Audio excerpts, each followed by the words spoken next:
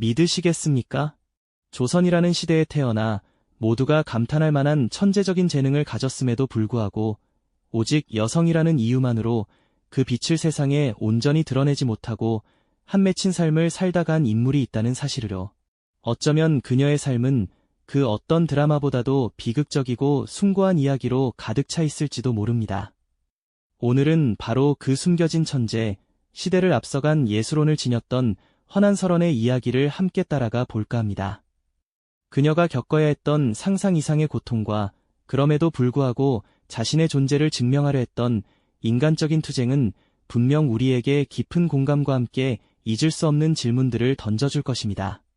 조선 중기 1563년이라는 해에 강릉에서 한 아이가 태어났습니다.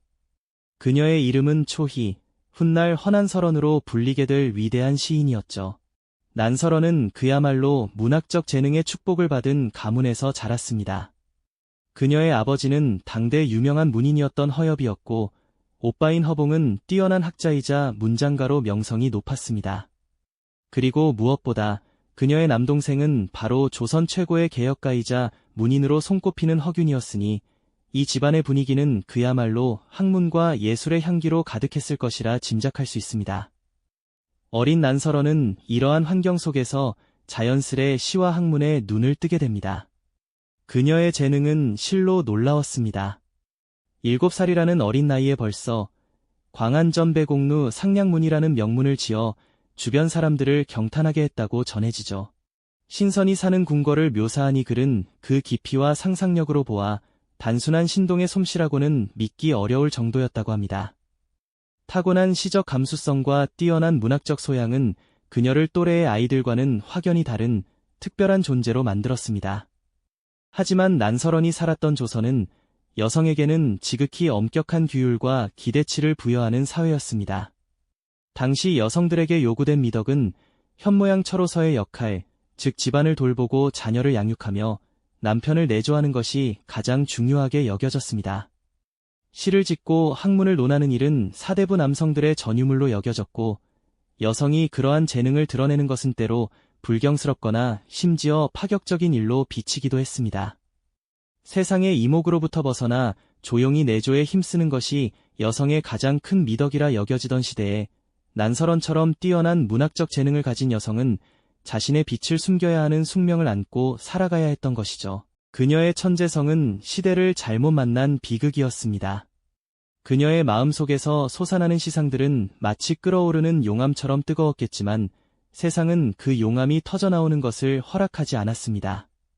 조선 사회는 여성에게 재능보다는 정숙함을, 창작보다는 순종을 더 높은 가치로 두었습니다. 난설원은 자신의 비범한 재능을 인정받기보다는 오히려 그것을 억누르고 감춰야 하는 상황에 처하게 되었죠. 이는 그녀에게 말할 수 없는 고통과 좌절감을 안겨주었을 것입니다. 자신의 가장 빛나는 부분을 스스로 가려야 하는 삶, 그것은 한 인간에게 얼마나 큰 절망이었을까요? 그녀의 삶은 시작부터 타고난 재능과 시대의 가혹한 제약 사이에서 끊임없이 갈등하고 충돌하는 비극적인 드라마의 서막을 알리고 있었던 셈입니다. 다음 이야기에서는 이러한 사회적 제약 속에서 그녀의 삶이 어떻게 흘러갔는지, 그리고 그녀의 시가 어떻게 탄생하게 되었는지 더 깊이 들여다보겠습니다. 이전 이야기에서 우리는 난설원의 비범한 재능이 오히려 시대의 가혹한 제약과 충돌하며 그녀의 삶에 드리워진 비극적인 그림자를 살펴보았습니다. 타고난 시적 재능을 마음껏 펼치지 못하고 숨겨야만 했던 여인의 고뇌는 그 자체로 한편의 애달픈 서사였죠. 이제 그녀의 삶은 또 다른 전환점을 맞이하게 됩니다. 바로 결혼이라는 이름의 새로운 시작이었을까요? 아니면 또 다른 족쇄였을까요? 16살이 되던 해 난설원은 유성룡의 외종질이자 안동 김씨 가문의 김성립과 혼인하게 됩니다. 명문가 출신으로 오빠 허봉과 동생 허균에게 지지 않던 천재성을 지녔던 그녀였으니 아마도 많은 이들이 그녀의 혼례를 축복하고 기대했을 겁니다. 하지만 화려한 혼례식에 막이 내리고 시작된 결혼 생활은 난설원에게 또 다른 깊은 절망을 안겨주게 됩니다. 그녀의 남편 김성립은 과거 급제에는 관심이 없고 주색에 빠져 방탕한 생활을 일삼았다고 전해지죠. 시를 논하고 학문을 탐구하던 난설원과는 너무나도 다른 사람이었습니다. 자신을 이해하지 못하는 남편과의 불화는 물론 시어머니의 혹독한 꾸지람까지 더해지면서 그녀의 마음은 더욱 황폐해져 갔습니다. 조선시대 여인에게 가해지는 가부장적 사회의 압박은 그녀를 짓눌렀고 타고난 재능과 빛나는 총명함은 오히려 고통의 무게를 더하는 짐이 되어갔을 겁니다. 시를 통해 고통스러운 현실을 잠시 잊고 마음을 달래려 했지만 현실의 벽은 너무나도 높고 단단했습니다. 그녀의 붓은 자유롭게 날아오르고 싶었지만 그 붓을 든 손은 족쇄에 묶인 듯 망설임을 거듭해야만 했죠.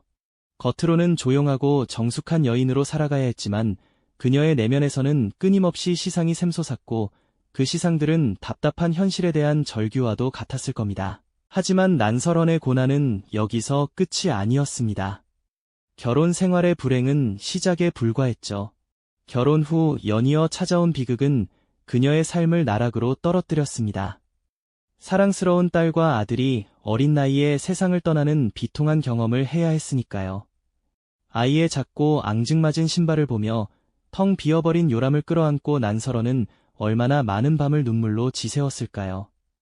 자식을 먼저 떠나보낸 어미의 슬픔은 그 어떤 말로도 형용할 수 없는 고통이었을 겁니다. 게다가 친정과의 관계마저 소원해지며 그녀는 세상에 홀로 남겨진 듯한 깊은 고독감에 시달려야 했습니다. 이처럼 사회적, 개인적 고통이 극에 달하던 시기 난설원의 예수로는 오히려 더욱 강렬하게 타올랐습니다. 절망의 끝에서 그녀가 붙잡은 것은 오직 시였습니다. 고통을 시로 승화시키며 그녀는 자신의 슬픔과 한을 붓끝에 담아냈죠. 마치 죽음을 예감이라도 한 듯 그녀의 시에는 삶의 허무함과 비극적인 운명에 대한 체념이 깊이 배어 있었습니다. 촛불 아래 밤새도록 시를 쓰고 또 쓰며 그녀는 자신의 존재를 증명하려 애썼습니다. 고통 속에서도 붓을 놓지 않았던 그 굳건한 의지는 시대를 뛰어넘어 우리에게 깊은 울림을 전해주고 있습니다. 쓸쓸한 겨울 풍경처럼 차갑고 메말랐던 그녀의 삶 속에서 시는 유일한 탈출구이자 절규하는 영혼의 목소리였던 셈이죠.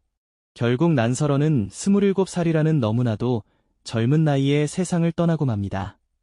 그녀의 짧고도 비극적인 삶은 이렇게 허망하게 막을 내리는 듯 보였습니다.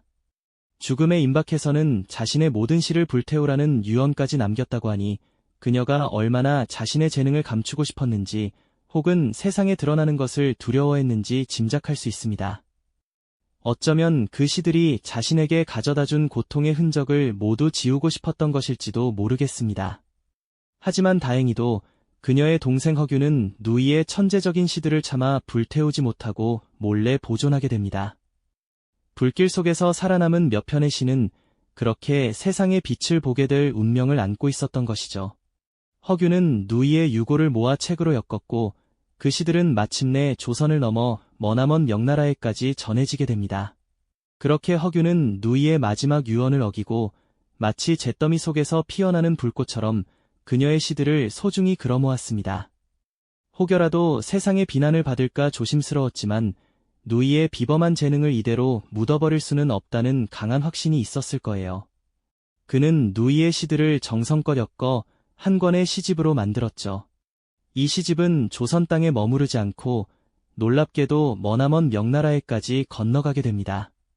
당시 명나라의 문인들은 조선에서 건너온 이 시집을 펼쳐들고는 그 안에 담긴 깊은 슬픔과 비범한 아름다움에 크게 충격받았다고 전해집니다. 특히 그녀의 시는 당시 명나라 지식인들에게 큰 반향을 일으켰는데요. 그들은 허난설원의 시에서 단순한 아름다움을 넘어선 깊은 사색과 한을 일궈냈던 것이죠. 어쩌면 그들은 조선이라는 낯선 땅에서 시대의 장벽에 갇혀 자신의 재능을 온전히 펼치지 못했던 한 여인의 절규를 시 속에서 고스란히 느꼈을지도 모릅니다.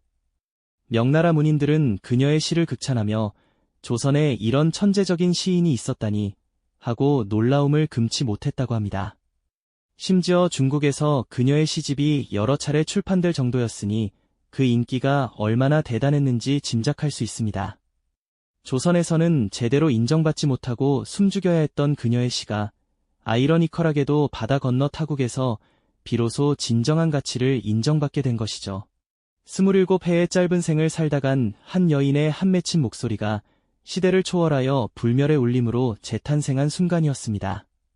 자식들을 연이어 잃고 남편과 시댁으로부터는 외면받았으며 심지어 정들었던 친정마저 풍비박산나는 극한의 고통 속에서도 허난설원은 결코 붓을 놓지 않았습니다. 그녀는 찢어지는 듯한 마음을 오직 시를 통해 토해내며 자신의 모든 감정과 삶의 고통을 예술로 승화시키려 했었죠. 마치 거친 폭풍우 속에서도 꿋꿋하게 피어나는 한 송이 꽃처럼 그녀의 예술로는 절망 속에서 더욱 강렬하게 빛을 발했습니다. 죽음을 예감한 듯 자신의 모든 시를 불태워달라는 유언을 남겼지만 역설적이게도 그 유언 덕분에 동생 허균은 누이의 시를 더욱 소중히 간직하고 세상에 알리게 된 것이 아닐까요? 이로써 그녀의 시는 시대의 엄격한 제약을 뛰어넘어 불멸의 예술로 오늘날 우리에게까지 전해질 수 있었던 것입니다. 허난설원의 시가 중국에서 극찬받았다는 사실은 단순한 문학적 평가를 넘어선 깊은 의미를 지닙니다. 이는 당시 조선사회가 여성에게 강요했던 현모양처라는 틀을 깨고 한 여성의 주체적인 목소리가 세상에 울려 퍼졌다는 상징적인 사건이었으니까요. 그녀의 시는 재능을 펼치지 못하고 한을 품었던 수많은 여성들의 마음을 대변하는 듯했습니다. 그 비극적인 삶 속에서도 꺾이지 않았던 예술로는 우리에게 깊은 감동을 선사하며 불합리한 현실에 맞서 자신의 존재를 증명하려 했던 인간적인 강인함에 대한 경외심을 불러일으키죠. 결국 허난설원은 시대를 초월하여 불멸의 이름을 남긴 위대한 예술가이자 한 시대를 살아간 여성들의 고통과 저항을 온몸으로 보여준 상징적인 인물로 기억되고 있습니다. 오늘날 우리는 허난설원의 삶을 통해 무엇을 배울 수 있을까요? 그녀의 이야기는 단순히 한 천재 시인의 비극적인 일대기를 넘어 시대의 제약과 편견 속에서 자신의 존재와 재능을 증명하려 했던 모든 이들의 투쟁을 상징합니다. 그녀의 시는 억압받던 여성들의 목소리였으며 시대를 초월한 예술의 위대한 힘을 분명하게 보여주고 있죠. 우리 사회에도 여전히 존재하는 다양한 편견과 제약 속에서 자신의 진정한 가치를 잃지 않고 빛을 발하려는 현대인들에게 허난설원의 삶은 깊은 울림과 용기를 전해줄 것입니다. 혹독한 고난 속에서도 붓을 놓지 않았던 그녀의 삶은 진정한 저항의 아름다움이 무엇인지 우리에게 말해주는 듯합니다. 우리는 과연 어떤 용기를 가지고 자신의 빛을 세상에 드러내고 있을까요? 이 영상이 도움이 되셨다면 좋아요와 구독 부탁드립니다. 여러분의 응원이 제게 큰 힘이 됩니다. 다음 영상에서도 더 유용한 정보를 공유하겠습니다. 감사합니다.